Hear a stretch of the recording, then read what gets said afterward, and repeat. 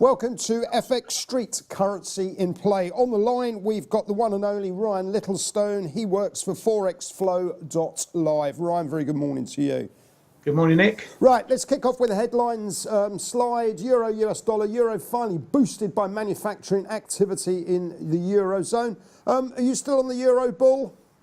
I am, yeah. I'm still long. We're still sitting in that range, sort of 117 up to 118, 119, and we're just treading water for the big event Thursday.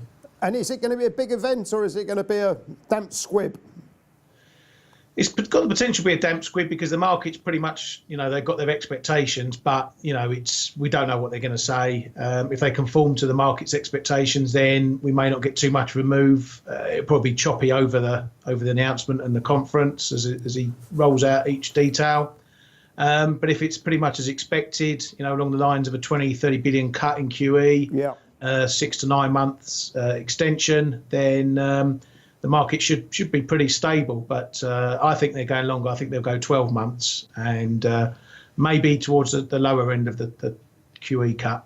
Understood. Well, let's pick up on the second headline, the US dollar against the Japanese yen. The pair closed the gap after the weekend elections with a bullish bias. Did you buy into that? It's very tough at the moment. It's not really doing anything. We saw the PMI came in slightly softer, manufacturing PMI slightly softer last night. But we've been just following bonds at the moment, US bonds, and 10-year yields failed at 2.4% again yesterday, and that's a big level for those.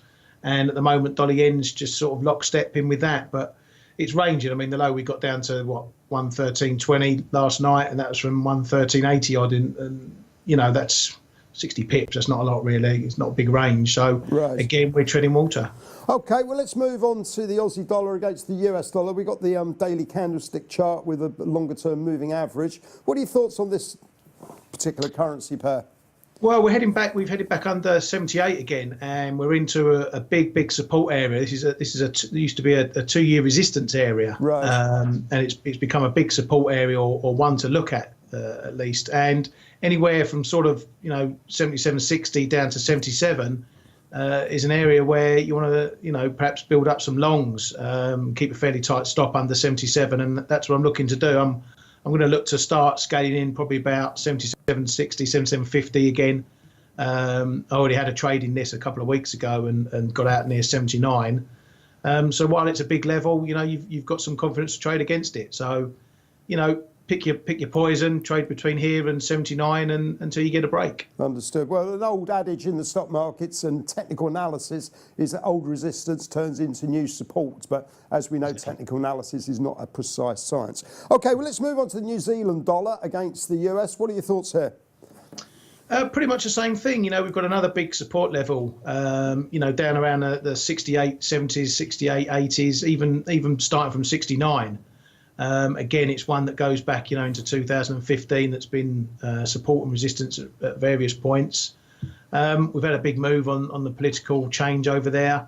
The new government's announcing their plans, what they're going to do.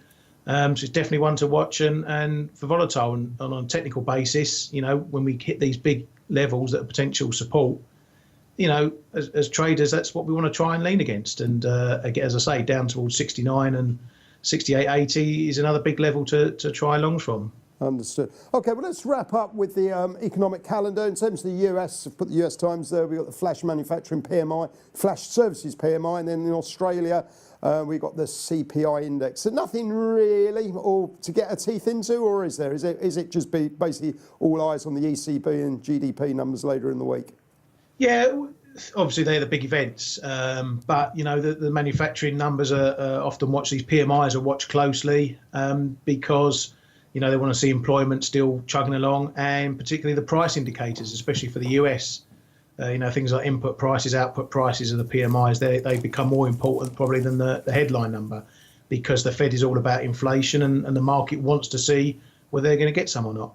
Well, we've talked about risk reward. I just wanted to wrap up. The headlines overnight in the Evening Standard: Citi beats Big Apple with its taste for risk.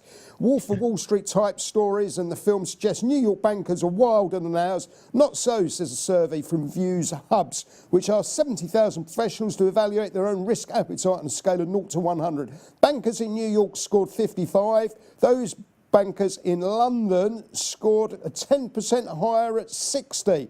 The results were collected over 8 years, starting in 2009. That's quite interesting. London traders taking bigger risks than the US.